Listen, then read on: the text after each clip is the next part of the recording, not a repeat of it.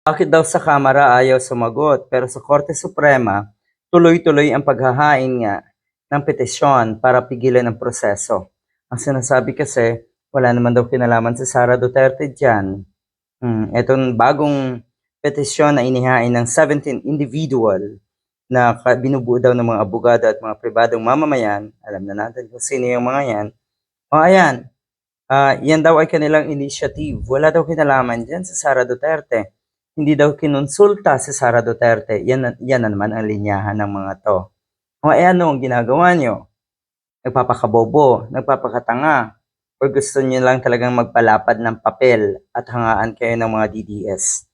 Hindi bali na sanang walang humahanga sa atin, wag lang talaga ang mga DDS.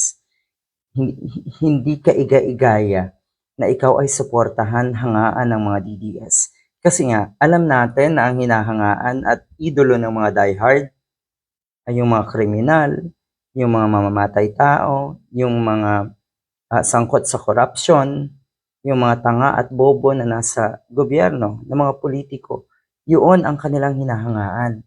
Allergic yung mga yan sa mga maaayos na nasa gobyerno, lalo na. Ang sinasabi, malinaw na ito daw ay dilatory tactic. Itong paghahain nga ng bagong petisyon sa Korte Suprema. Take note na April 14, ito, lalabas na. Magsasalita na ang mga bigating witnesses laban kay Sara Duterte at siguro talagang yan ang iniisip o yan ang pinipigilan nga netong kampo ni Sara Duterte.